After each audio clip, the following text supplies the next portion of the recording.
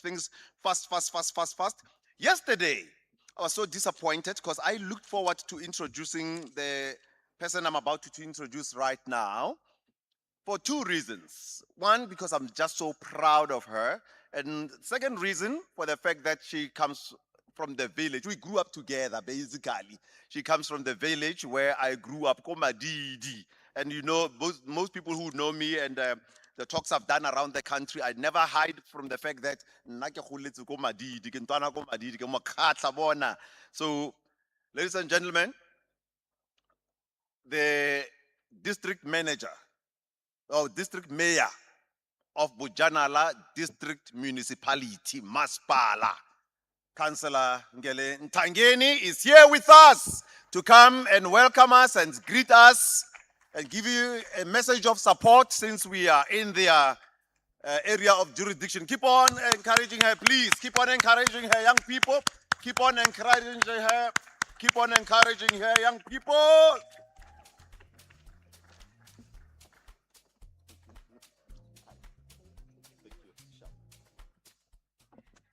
Alala mucha alala. Abatong arena energy batong. Regional breakfast. Yo, Mama is here, ne? I'm going to sort it out. Marale ha lukuri haraja breakfast the mood. I'm not happy kaun. Alala mucha alala. We are the future. We are. Thank you very much. Program director, I won't take much of your time. I'm not here to give message of support, but just to greet the participants. Let me appreciate this opportunity of the Green Youth Indaba. As Bujanala, we are so privileged and fortunate to be hosting this kind of an activity. Now, I want to acknowledge all the organizers, partners, delegates, guests, business leaders, captains of the industry, representatives from both national and provincial government, all the stakeholders that are here, including Mahosi Aruna. Ke batla gore ke le acknowledge le gore you are welcome to mo Bujanala District Municipality. And to the young people, I want to say, let's use this opportunity or this platform to shape up the future on the green economy, innovations, all the discussions, all the engagements, the commissions that have been here. We believe that as the young people will grab the opportunity and change our lives because we are the future of South Africa, we are the future of the Northwest, we are the future of Bujanala. Now, on that note, as we will be concluding the second day of this Indaba, I would say to all of us, I can see some of the chairs are empty. Into the plenary, so that because the success of this Indaba is in our hands as the young people, and we are fortunate on this Green Indaba 2026 to be hosted in Bujanala. Now, as Bujanala, we know that we are the majority. Our young people come from Moretele, Majibeng, Moses Kotane, Ketleng, and Rustenburg. Now, all of us, we must be here because this platform is very much important. So, Program Director, I won't waste much of your time. I want to welcome you all and wish you all the best and the success on this activity. Thank you very much.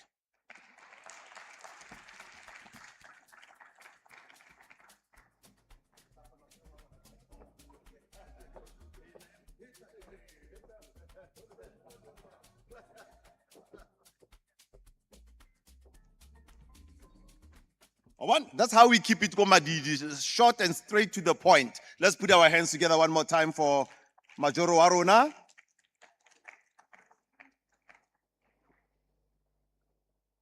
Rosh, it's your moment again. Please do come back on stage. And we're doing another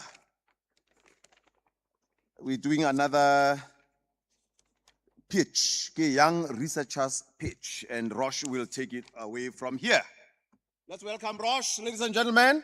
He always brings powerful stuff here. All right. Thank you so much, Mr. Mtau.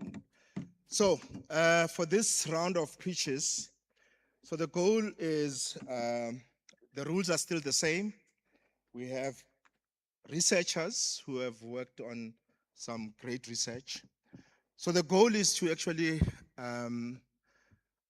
get them to come and pitch their research, hopefully with the goal of commercializing it. So there's quite a lot of research that is done in academia, and some of it never get to see the light of day.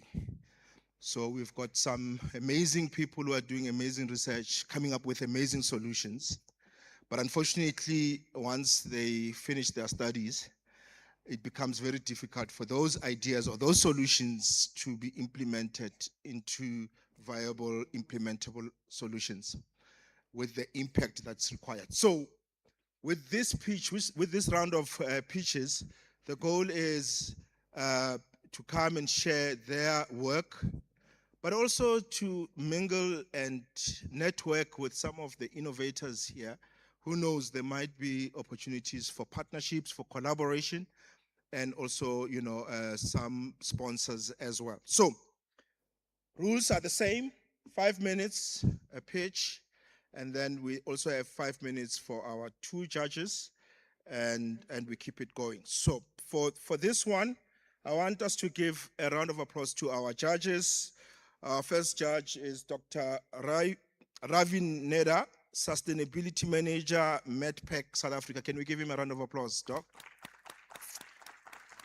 And then our second judge, Mr. Vusis Kosana, Head Technology Stations Program and Enterprise Development from Technology Innovation Agency. Can we give him a round of applause? Right, so we're gonna keep it quick, simple, to the point. I've got three amazing researchers who are going to come and share with us what they've been doing. There are cash prizes, there are technology prizes as well. That they will get. Also, it will be announced later on as to who's the top prize. So our first research innovator is, can we welcome on stage, and I hope that their slides are ready. Rules are the same, 5 minutes. I'll give them the clicker and they do their thing. And then from there we have Q&A discussion with the judges. Our first pitcher is Dr. Tobile Mhlabeni. Can we give her a round of applause?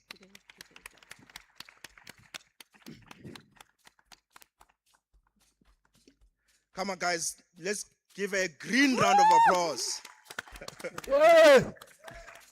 Yes.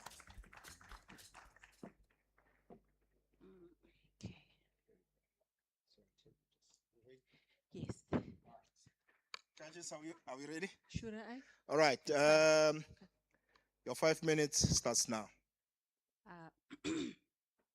Okay, so when it comes to fire safety in our home, a lot of people tend to think about the connection of wiring. They tend to think about installing smoke detectors and also the fire extinguishers. Not a lot of people think about how the fabrics that beautify our homes, just like the curtains there, contribute to this growing fire. Okay, so it is reported that over 100 fire deaths occur in the West Metropole of Cape Town annually, and the people who are at risk are those toddlers between the ages of 1 to 4 and also young adults. So my research focuses on incorporating some additives to make these fabric materials to be less prone to burning or to delay the fire. Okay, so my focus is on the textile industry. It is a huge industry, and it consists of the production and the distribution of these fabric materials. So then it is a huge industry and it contributes vastly into our economy, and it employs tens of thousands of people. So it can readily receive support from national programs. But the problem with this is that even though this industry is so big, they still produce a lot of fabric materials that are highly flammable, and the pressure and the industry is still receiving a lot of pressure to comply with fire safety standards and also to produce a more sustainable option. So my research looks into using naturally sourced additives such as those that are listed there. These additives have properties that can help these fabric materials to burn slowly or to delay the fire. So how we impart these additives into the fabrics, we can use a simple method of deep coating or surface coating the material. So this is good. So this is a good solution because these additives are naturally sourced, and therefore they reduce the reliance on non-renewable resources, and also they relieve the environmental impact that are brought by the conventional flame retardant that are currently on the market. Okay, so my research is still lab-based, but our results do show promising results. We have seen that when we incorporate these additives into these fabric materials, it does have a self-extinguishing property. So when now you burn this material, it has the ability to self-extinguish, right? So we have seen that with the lowest loading of our additives, we have seen that the material can self-extinguish at 20 seconds. And then when you increase now these additives, then you do have the faster rate.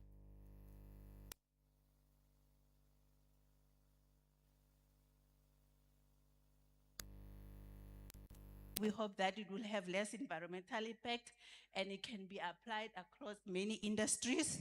And as well, it supports the sustainability objectives, which is aligned with the South African green manufacturing and circular economy goals. Okay, so our main target is the textile industry. However, we do hope that manufacturers that are seeking greener solutions can also jump in on it. And then these manufacturers can include a lot of industries that manufacture, for example, military wear or packaging materials such as those that are plastic or paper, cable in solution or automotives. So my research basically showcases that safer fabric materials and sustainability can go hand in hand towards helping the industry produce products that are safer and greener, and also help with saving lives with this safer product in terms of fire breakouts, and also the environment in terms of environmental impact. Thank you. Awesome. Great. Short and sweet. Thank you, Doc. Judges, over to you. Thank you for a very, very well executed presentation and a very, very interesting topic. However, I just have a few comments and one question. So the comment is essentially, you need to quantify your research. In other words, you need to quantify the problem statement in terms of how big the problem is, okay? And then also what you need to do is you need to do a cost-benefit analysis. In other words, what is the cost of this actual project? And this will enable you to commercialize your product, okay? That's just from a common point of view. So the question is, what have you done any testing in terms of the impact that your product will have on the textile? Doc, just the last part, the impact that the product will have on The textile. the textile. Have you done research on the impact that your thing will have on the textile? Yes, so what we know so far is that because they are naturally sourced, we hope that they will have less environmental impact. And also we have done testing in the lab. As I said, it's still in the lab stage. The results do show promising results. So the point now is just to help transition from the lab scale to maybe a product that can be used outside. So, but now we are not at a stage where we have a product that has been tested at that level, but it is part of the future work. Are we good, Doc? Okay.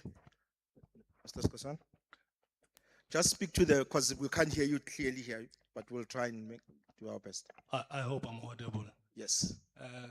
Thanks, Doc, for the presentation. Much appreciated. I've got two questions, and I'll make another follow-up from those two questions.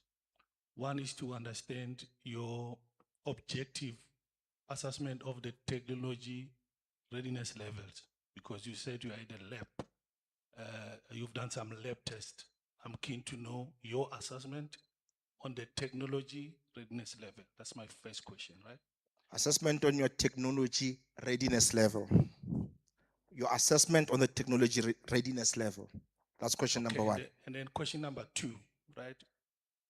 What disclosures, right, have you made as part of your research? Have you patented? What disclosures have you made? Have you presented this in any publications or conference?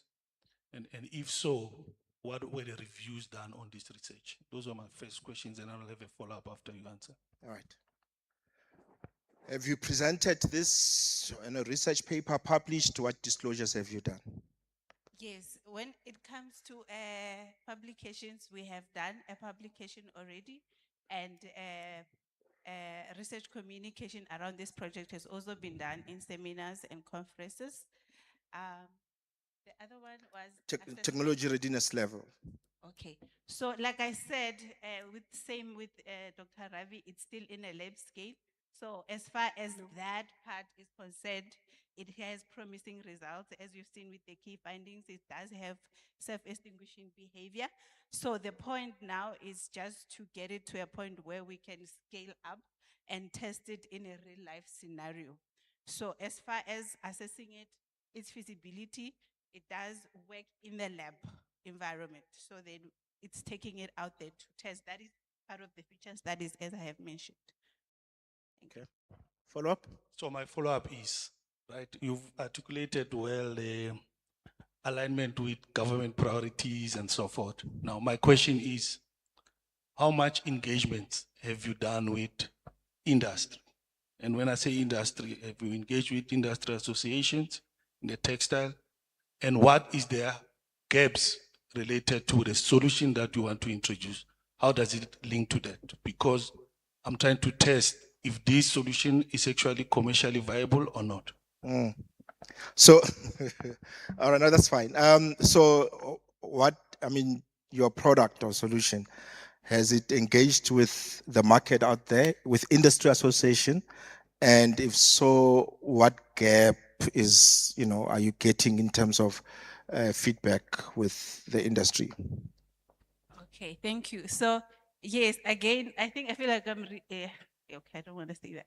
So, but yeah, so what we do actually is to get a real fabric material there, and then we can support it with this additives. But we have not done it in such a way that we are interacting with like a big industry, maybe say hotels or something like that, people who can be our potential customers. It hasn't gotten to that point. So as far as like a real thing could be that I would get a real fabric material and then apply this coat on it and then test it in the lab. The other one was?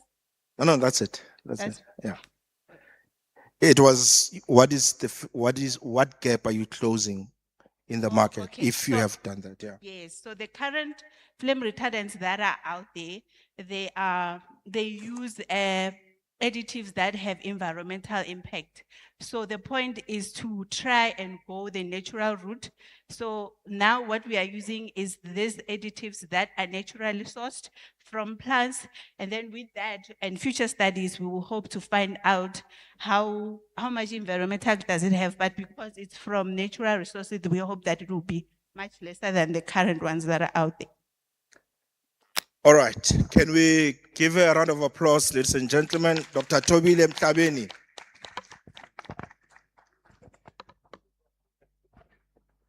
All right, our next contestant, ladies and gentlemen, can we give a round of applause for Hanji Moloba? Come on, guys, can we give a green round of applause? Thank you so much.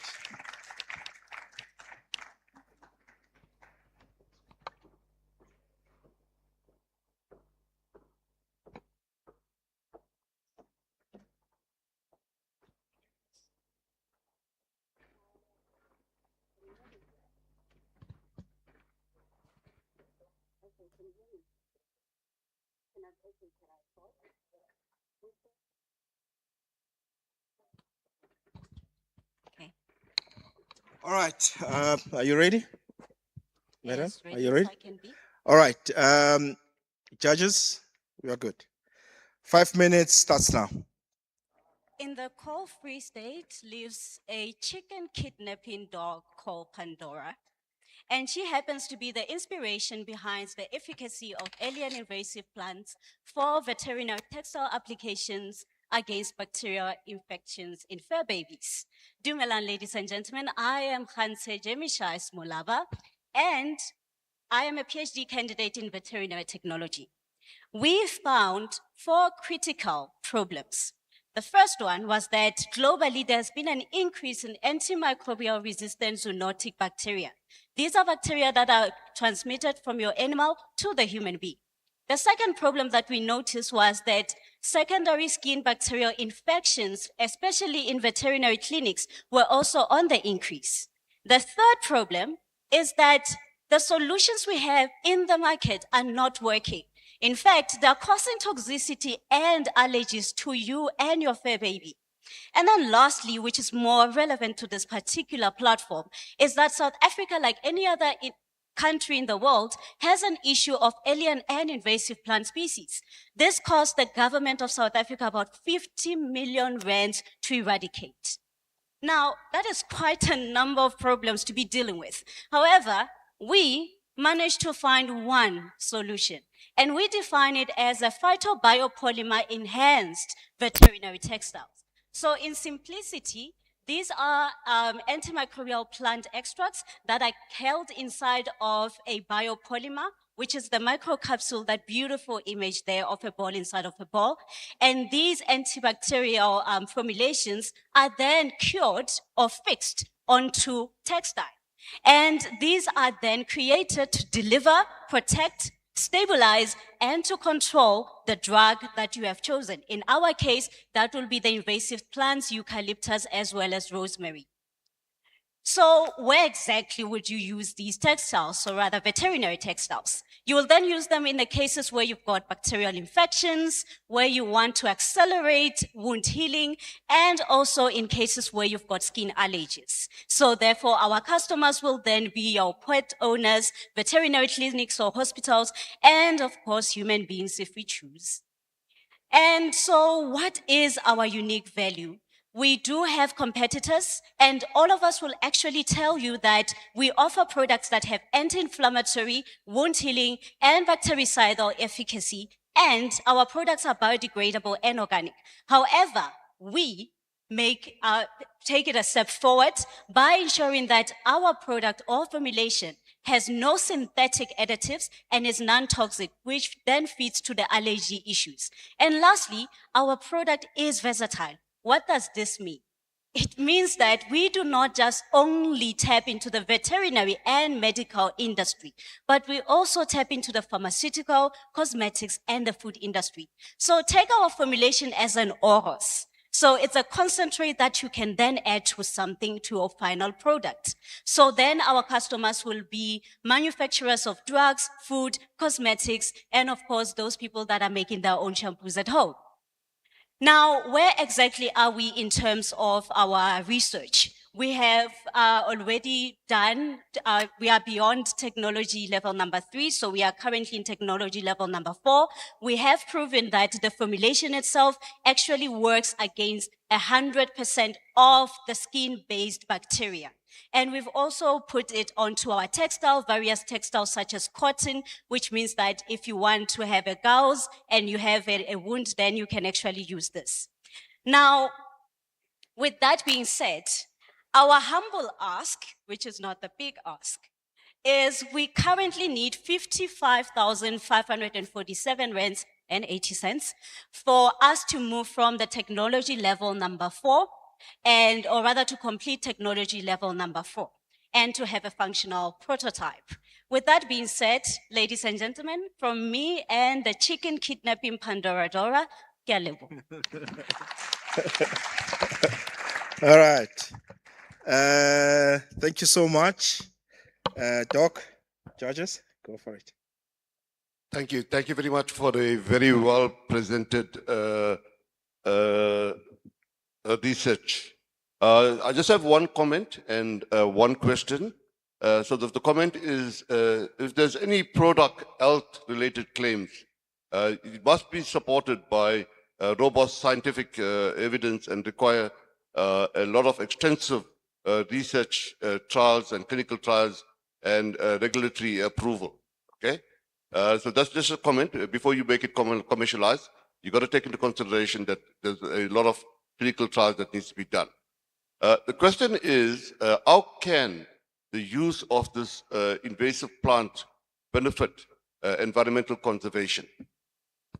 Okay, thank you so much for that. Yes, I think the lucky thing about being a veterinary technologist is that I am within the regulation of especially products like this. So I am bound by law to actually produce or rather to test on that. So yes, there are certifications that we have to go through. So as soon as the prototype is ready, that's what we are aiming for, which is part of the 55,000. In terms of eradication of the alien invasive species, I think the most important thing is that the benefit of it, I've been part of the eradication or rather groups that have been taking alien invasive species out. The issue is that when there is no incentive, not many people actually come on board. So now in this instance, we would want to approach it from the buyback type of approach where people go out into the field and they get these plants for us and then we actually use them to produce our product. I hope I answered you. Yes, you did. Thank you very much. Thank you, Doc. Mr. Skosana. Thanks for the presentation, Ms. Mlab. Now, I think it was clear where you are on the technology, right? In the ask, you had testing and then you had certification, right? Are you able to share with us what is the certification institution or regulator that you need to comply to? And what type of test that needs to be done? I'm not in the vegetarian space, but I'm keen to know, so that people can have a sense what are the hurdles that they will need to face as they progress to their technology. I've got another follow-on, but it's associated with the disclosures. I saw you affiliated with TUT, if I'm not mistaken. Do you have patents? Because I saw there's a trademark, but is there anything other than the trademark itself? And why not other patents? Is this not novel enough that you can patent it? Those are the two questions I have.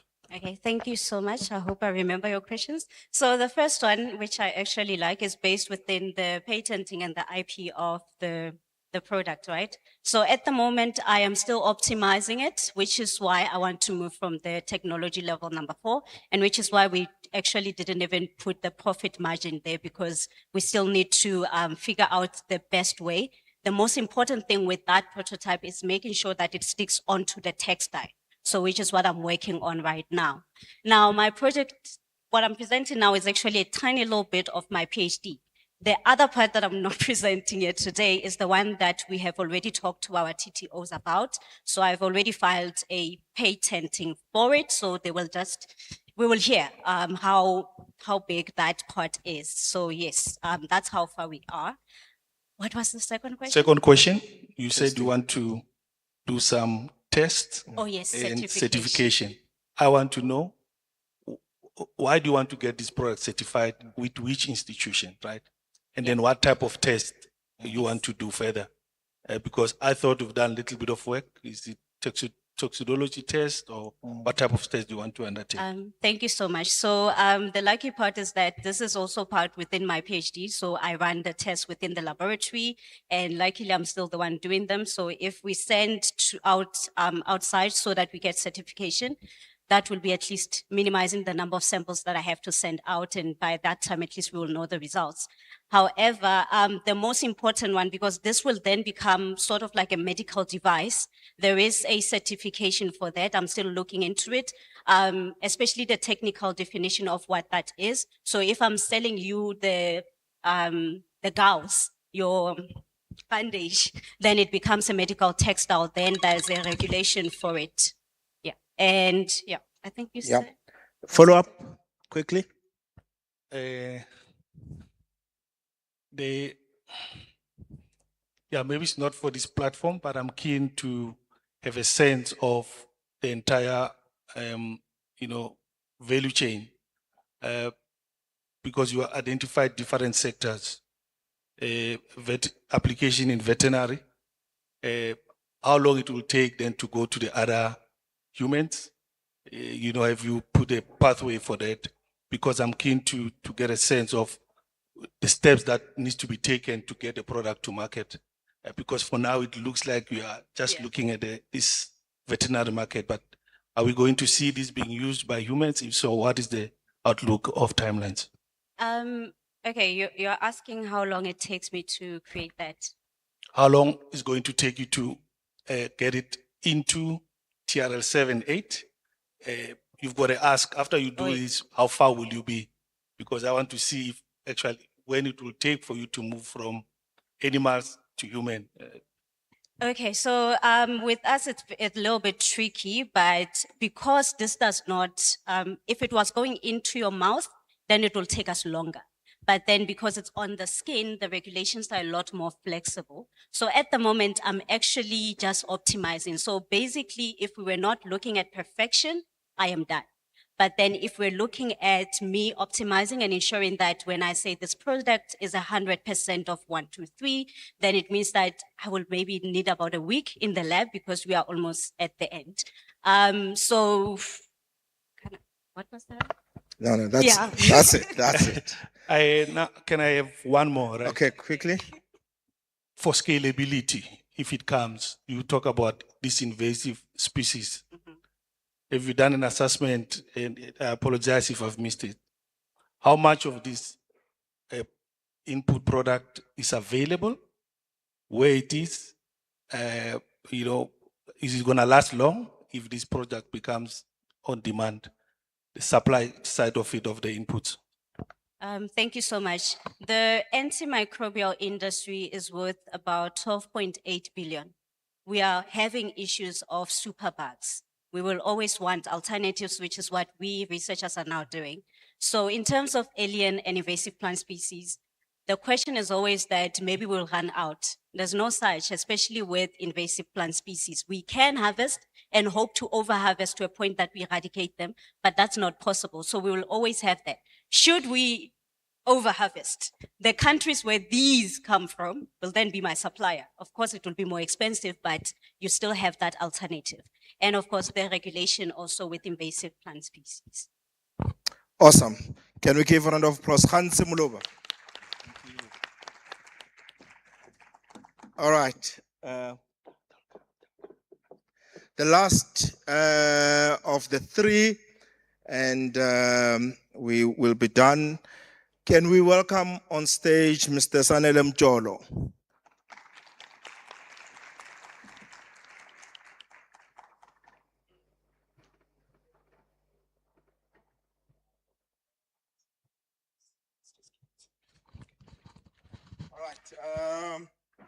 Judges, are we ready?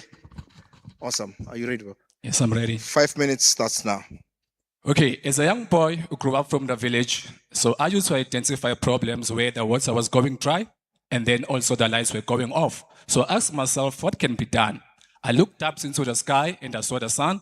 I looked abroad and I saw the sea. I also listened to the trees, and what did I see? I heard the wind. So I told myself that there's something that can be done in order to come up with a solution for this. So the sun can be used to produce solar energy, and the sea can also be electrolyzed to produce green hydrogen, and also we can also produce clean water from the sea by desalinating that.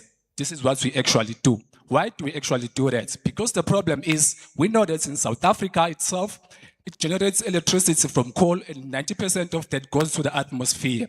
And also 400 million tons was on the atmosphere by the year of 2024. So also, we also have another problem of load shedding as well. So the load shedding has cost South Africa 28 trillion in 2023, which is not a good thing. So also there's 65 billion of diesel which has been banned, which can also be used and channeled to the infrastructure of green hydrogen. Another thing that you can see is also the water scarcity, of which most of the water is running dry in most places. Okay. So what are the opportunities? As you can see them, the opportunities that are existing is also green hydrogen is supposed to be growing at a rate of 60%, and also is projected to be 7.4 million in the year of 2035, with some key players such as your Toyota, other such as your Siemens Energy as well. Okay. So what is this green hydrogen process? The green hydrogen process, we use the wind, we use the solar, and then we store the energy, and then the energy is transferred to the electrolyzer and then stored, and then it can also be used to power the vehicles and also the ships as well. So in terms of that, these are some of the green hydrogen economy. Circular economy, you can see you can produce a zero emission transports, you can produce renewable electricity, you can also produce green hydrogen for industrial applications.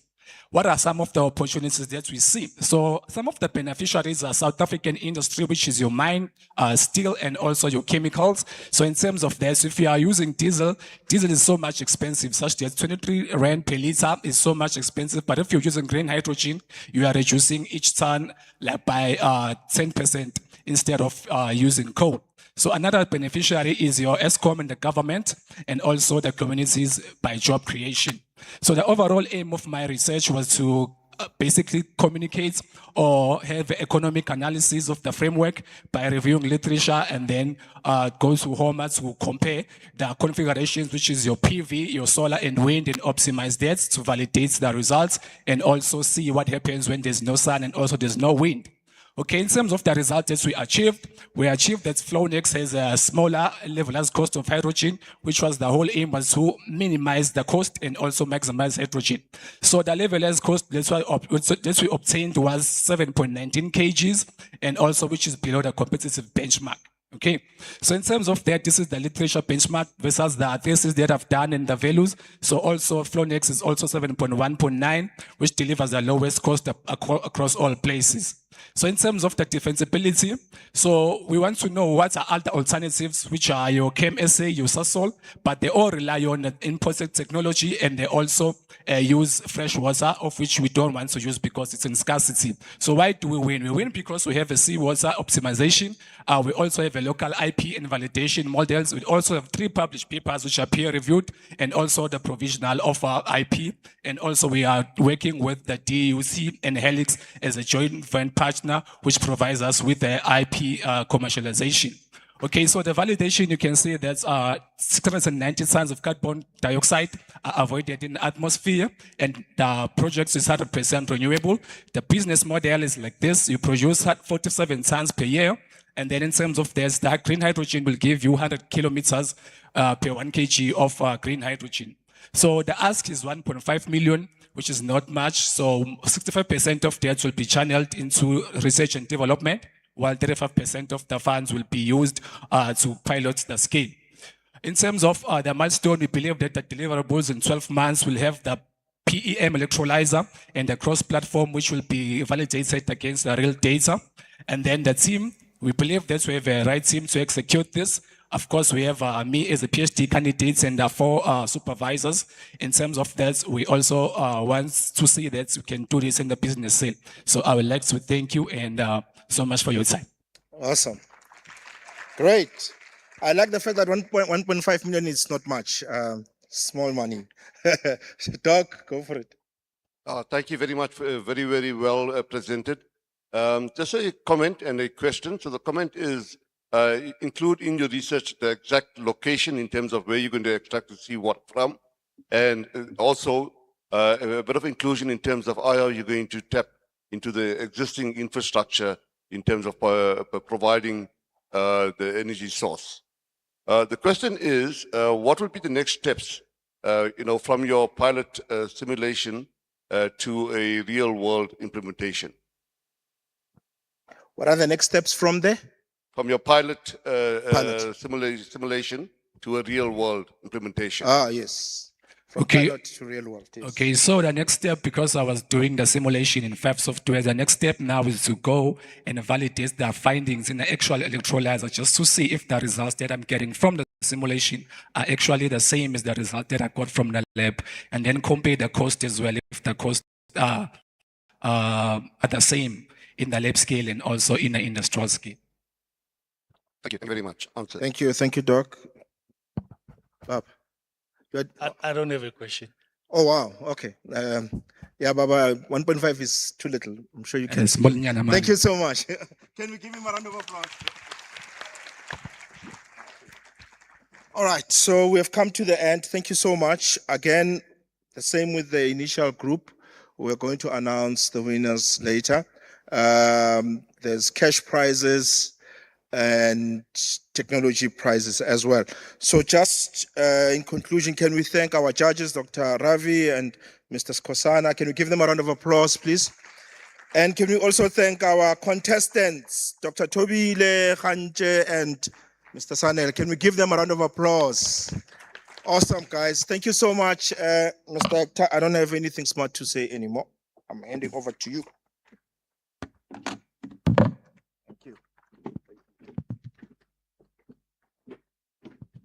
Thank you, Rosh, and the contestants and the judges, and to you as an audience for listening to that pitch competition. And the winner will be announced where? At Gala Dinner as well. Okay, at the Gala Dinner, that's where it's going to happen.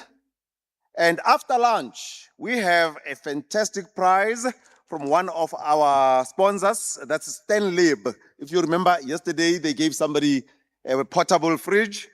So tomorrow, what do we call it again? I think I need to call it, they called it something.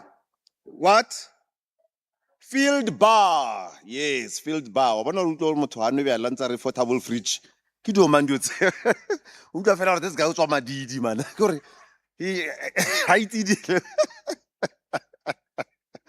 Field bar. This is a proper way of saying it. Okay? So as a young person, learn this thing. And when you're going to places, you not drink. No. Just using my field bar. Portable fridge. Okay. The gentleman that I'm about to introduce, I bumped into him many years ago. Well, he reminded me that it was about 10, 11 years ago. I used to work with a gentleman that he used to work with or for, Mr. Martin Sweet. One of those, that's his name, by the way, Mr. Martin Sweet, a Jewish gentleman. One of those in Joburg, who gave me an opportunity when I was still starting as a speaker and believed in me. Many years ago, there was something called Sowetan to earning. That's what we want. That's why we go to school. Serious, now one day I told somebody, I was tired of eating moroho, I went to school, the wing. So we go to school to eat nice. So accelerating from youth learning to earning, unlocking South Africa's green economy through youth entrepreneurship. Because Nati Moshwana, Chief Executive Officer of Prime Stars, is over here. Oh, come on, young people. We can do better than that. Because Nati. Yes, as he's about to reach this, the podium, there's a register making rounds. Please make sure that your name is on it. I'm told that Just your name being on that, you stand a chance of winning some fantastic prize. Because Nati, My name's also on the. yeah, you stand My, a chance. my name. I also stand a chance. Oh, you stand a chance. Thank yeah. you very much.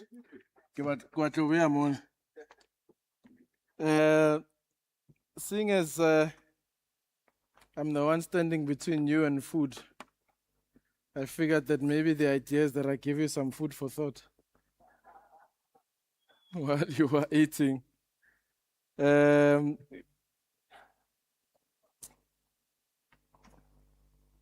I greet you all as a proud champion of the Premier League. I'm an Arsenal fan. To all the Arsenal fans out there, well done. 22 years, we are champions. I knew it, lots of haters in the audience. My name is Kosnati Mushwana. Just for colleagues, it says 5 minutes. Ne? So if I go over, don't say it says 5 instead of 15. My name is Kosnati Mushwana. I will simplify my introduction by saying all protocol observed. Thank you, Mr. Hector.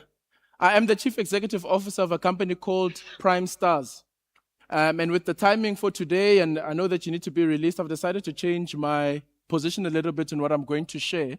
I'm going to put forward 4 arguments that I'd like to put to you as that food for thought I was talking about, particularly under this theme of accelerating youth from learning to earning. Now, just to ensure that I've got everyone with me in the room, those that can stand, please do. Can everyone please stand? Those that can stand, please stand. Please stand. Those that can stand, please stand. Okay. So if you have complained or have a problem with something related to water, to energy, to power, to illegal dumping, if any one of you has complained in the last, let's call it a year, please stay standing. If you have this kind of issue, if any one of you stay standing. Okay. Now, if you'd be willing to pay for a solution yourself to any of those problems, please remain standing.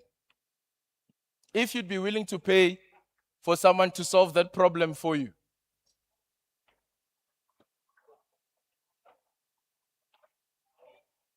Keep standing.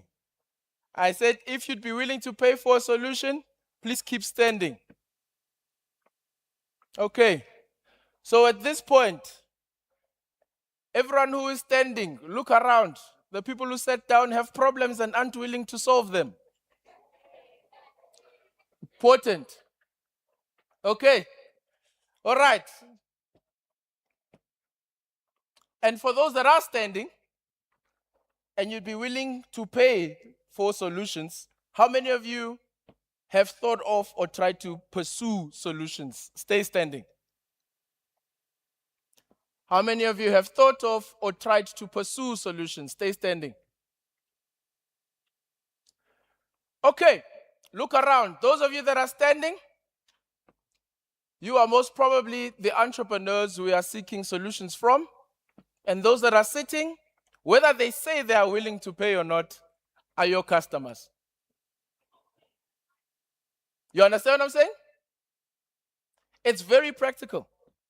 And entrepreneurship is very practical. Please sit down. Thank you very much. The reason why I made that exercise is that there's a bit of practicality we sometimes miss when we talk about entrepreneurship. But that's how practical it is. We have a room full of, I don't know, maybe 300, 400 people now. Of the 400, I'd say 80% stood up and said, I've seen a problem. I've seen the problem. I have this problem. Of the 80%, about 60% of the 80 said, I'm willing to pay for a solution, which is alarming. Because how do we solve our problems if we don't pay for them? That's what builds businesses. Of the 20% that was left over, probably more than half of them sat down when I asked whether they've created a solution. So it means that of this room of 400, potentially 7 to 12% of you are willing to solve the problems that are impacting you every day. And that's South Africa's biggest challenge, I believe, in all these problems we are trying to solve. is that most of us are waiting for a savior. And even in waiting for a savior, the data shows, it's not Nkosinathi talking, the data shows that even if we get a savior, we're not willing to pay the savior for their services.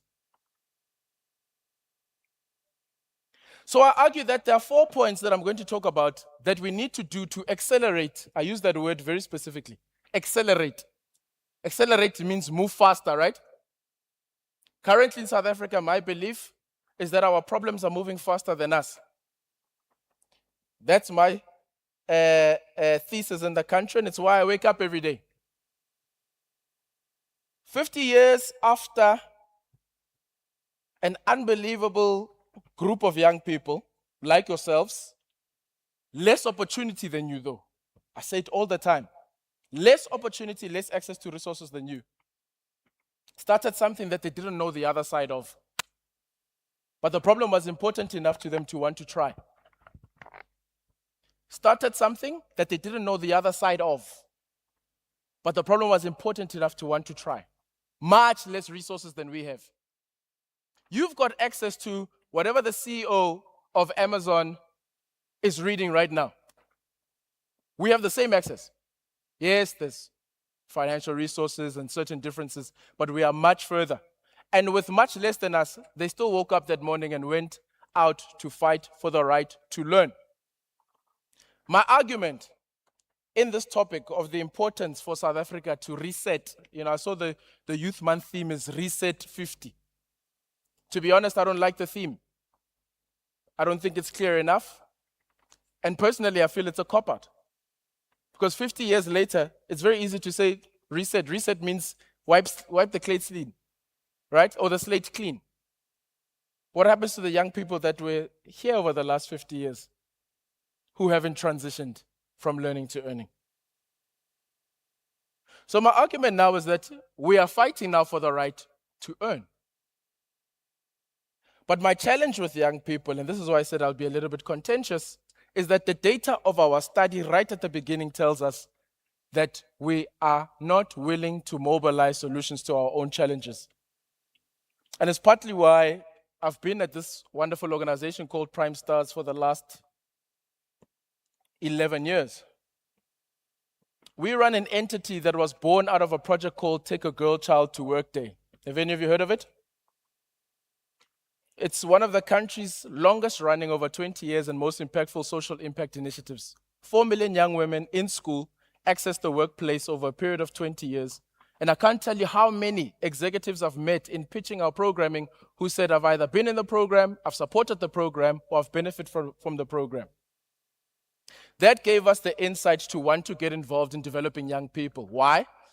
My belief is quite simple. If you find Nkosinathi in a under-resourced township or rural community, and you find the same Nkosinathi in an affluent, rich community, both Nkosinathi have the same capacity to achieve. The difference is, Nkosinathi Wakuka in a rural community has limited access to quality education. So we exist to bridge the gap for this Nkosinathi, bridge the gap between talent and opportunity. And we do so in running some of the country's leading initiatives with government and the private sector.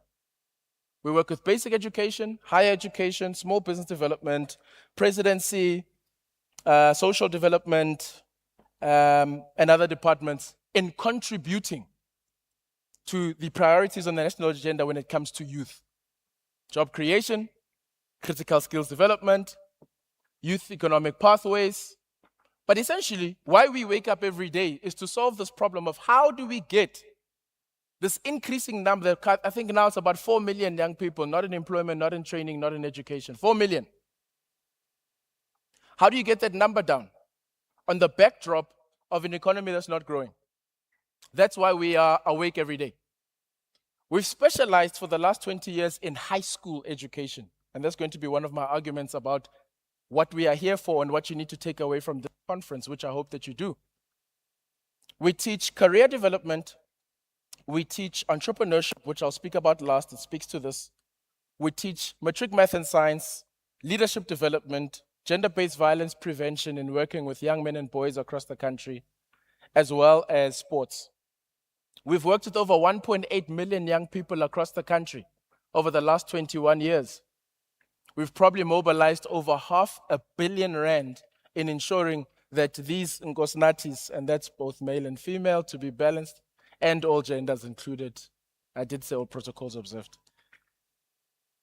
We've mobilized over R500 million from the private sector to invest in young people being able to access that opportunity. And we're running some of the country's leading initiatives. I say it with my chest because I know that with the young people that come through our projects, my impact doesn't stop at how many of them have come through. My impact stops at how many of them have actually moved from learning into earning, because that's why we do what we do. We teach through film. We teach through cinema. We teach through relatable storytelling. Because I feel that certain people benefit from platforms like these, where Nkosnathi is talking. Others benefit from written content. Others benefit from music. Others benefit from seeing characters on screen who look like them, sound like them, have the same challenges as them. So in our process, we teach young people through film. We then leverage those stories to go into communities with booklets, curriculum content. We've written content for the department. We then extend that work through entrepreneurial support with real entrepreneurs. My very first mentor was DJ Sbu for our programming. And now we've got, a roster of young, talented, exceptional entrepreneurs, just like Tato and Sanele and the team here, who I am so proud of, because today, and in all the events they've shown, they demonstrate to us that youth and excellence are not opposites. Youth and excellence can coexist. I love that about them. And what we do is bring more and more of those entrepreneurs to make it real to you, and then we run national programs to drive impact. And in the last 10 years, we've hit over 100,000 young people, and we have funded over 10 million in prizes, in bursaries, in funding for businesses. And these are young people at school. So I'm trying to show you how real it is, because I truly want you to walk away from these kinds of experiences, taking something real for yourself to be able to practicalize when you leave this room. I've seen it. I'm telling you a story, but we've seen it. And what's major is that it's a simple behavioral science. Behavior changes three things: awareness, intention, action. If you want to change someone's behavior, you need to make them aware that there's a requirement to change. Once you are aware, and this is the problem, most programs stop at awareness. And that's why a lot of you find yourself stuck in your innovation journeys. You get frustrated. What's key is intention. Supporting you, driving challenges, workshops, competitions, and then action. Once you start your business, you need the right support. And I want to show you the culmination of this, but there's 4 arguments I want to put on the table. You can see my time is almost running out, so I want my entrepreneurs to just start getting warmed up. The first big challenge I think we have is that we don't take entrepreneurship to school. The success story is go to school, get your matric, get a degree, get a good paying job, find a husband or a wife, buy a house, have kids, die. Did I miss a step? What did I miss? That's the success story, right? So here's what happens in real life. Go to school, maybe get your matric, right? But let's use that. I get my matric, can't get into tertiary. Or I get into tertiary, can't pay my fees. Like me, my parents got a divorce, single mother home, I left school, raised my siblings. Life happens. I was going to say something else happens, right?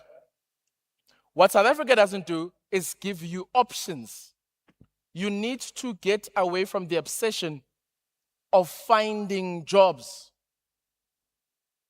If corporates can't give you jobs, then how do we expect SMEs who are trying to struggle through taking care of themselves to create all these jobs? So my first argument is your success trajectory, you need to change it. A lot of you, if you made it to matric and then you made it to tertiary and now you can't find work, you are stuck because you're looking for a salary. But what we need to change our mind to is income generation. What does that mean? So in our programming, we teach our students We are teaching you entrepreneurship, but not all of you will be entrepreneurs. But if we can teach you a skill and we can teach you how to earn, the same 10,000 Rand you've been applying for in a job, you could make in 10 different income opportunities. But we're not wired like that. My first argument to you is that the journey to success is not linear. And the journey to accessing the economy is not linear. So if you leave here today and you're inspired to accelerate your business so that you can get from learning to earning, but tomorrow the funding you are applying for doesn't come through and you get stuck, I'm trying to get you to open your mindset now to say, okay, actually, maybe I'm going to need to get a part-time job while I'm trying to run a small online business. Okay. While I'm trying to figure these two out, maybe I'm building my actual vision. I'd like to ask entrepreneurs from our Step Up program just to come to the front so I can tell you some stories and you don't say the guy in all black was talking a whole bunch of you know what. My first argument is that you need to change your pathway to success. So South Africa needs to move away from talking about jobs and we need to talk about income stacking. Income stacking. Come talk to me about it if you catch me in the corridors. Income stacking. 2, the data in the beginning tells me the story. My time is up, it says down there. Let me drop these last few nuggets. At the beginning of this, and I keep going back to it because it's a practical example, South Africans have problems and are not willing to solve them. You have to fall in love with failing. You have to fall in love with failing. And you have to fall in love with selling. Whether you are an employee or an entrepreneur. But I want to say this as a second argument. Not all of us are going to build businesses that can create jobs. But if 100,000 young people create businesses that can feed them, clothe them, shelter them, and transport them, we'll have a massive shift in this economy. So if your business is only feeding you, you are not failing. We need to get ourselves to a point where can you sustain yourself? We are always asking about job creation. But I argue that in the way that we measure success, we cannot use a limited mindset of what we know. Innovation, by the very definition, is about going into the unknown. So I want to motivate you to start first by worrying about yourself. Can you clothe yourself, transport yourself, take care of yourself?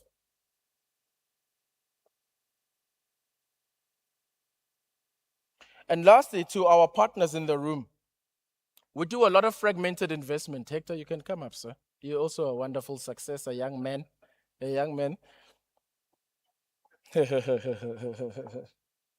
To the corporate partners in the room, there are a lot of us trying to solve the same problem.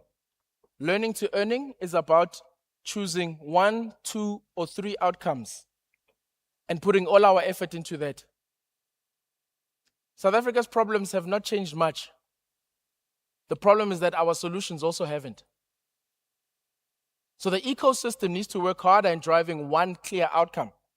These 4 young gentlemen, and I do have ladies in my ecosystem, we've had over 1,000 businesses at high school, grade 8, 9, 10, 11, 12, township, rural, starting businesses. This is Ubonke. Please go and see him at the Prime Star stand at the exhibition. He's selling chickens. He's a farmer. He's an entrepreneur. He won our competition in 2014. It's 2026 and he's still pursuing, we're still supporting him. It says from healthy chicks to higher profits, we grow success every day. So they are proving that sustainable agriculture can create food security. What grade were you in? You won? Grade 9. He was in grade 9 in 2014. When I talk about learning to earning, it's 12 years later. And we've just funded him to come and present at Green Youth. That's what I'm talking about, stakeholders.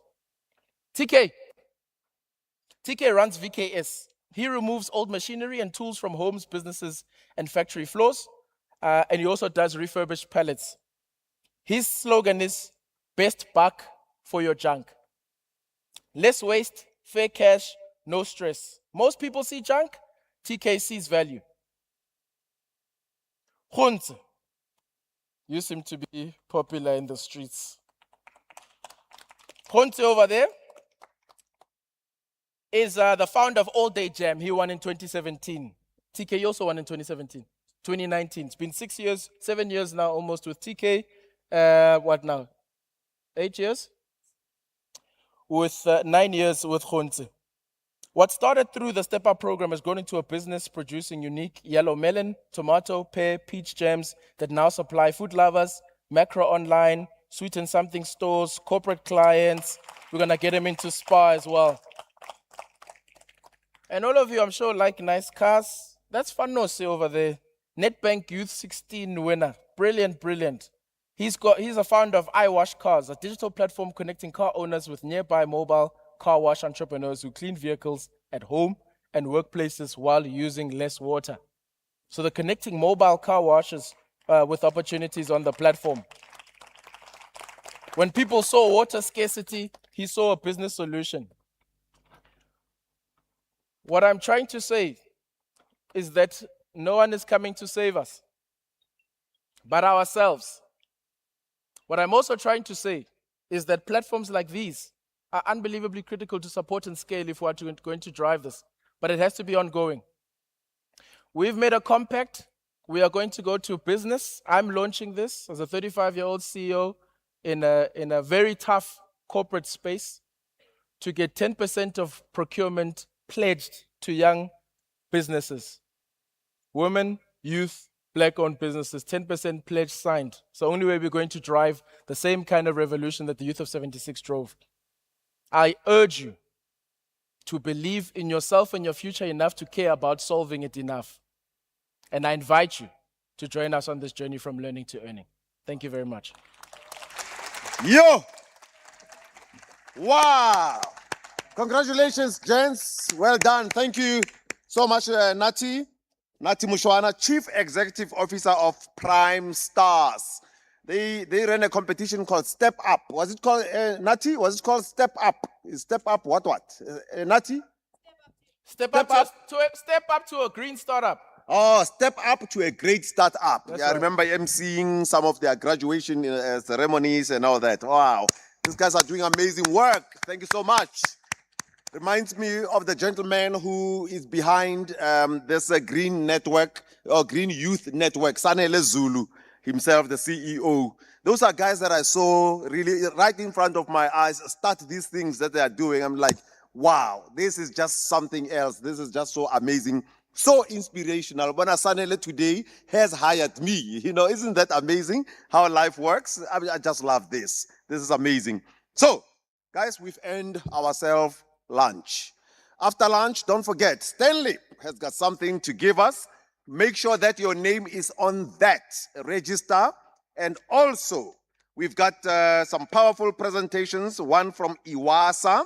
Lucille Charles is going to talk to us just after lunch. And we have just last 2 items and we are out of here. So, how's the lunch going to work? Okay, delegates, all of us, when we leave this venue, I know there are a few doors, but use which one? Oh, this one there. Can you see where I'm pointing? It's exit number 4. It's not written inside. I know it's written outside, but from here, that's the one over there next to RBIDZ. That's where we all go out. There's a reason for that. When you walk out there, you'll be given a voucher that you're going to use for lunch. So that's where you'll get it for your drinks and for your food. That's where you're going to get it. So all delegates, and then we go back to where we were for tea break. That long walk to freedom. And then speakers and partners, please, we go to Mohuludi room. Delegates, yeah, Riaona Dasoko greenhouse. Dignitaries, suite 1 and 2.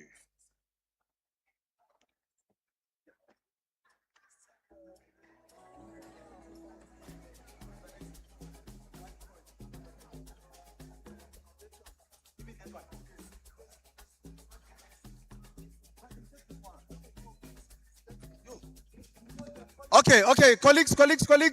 Sorry. Apparently, it's not that exit. I've just been told now. Sorry, Nakirke MC, Kiela. Sorry about that. And no solo number 1, Joe, sorry. Daman naloko number 1. Yo, top 10. What a top 10 yaga gela. Yo, sorry guys. Better look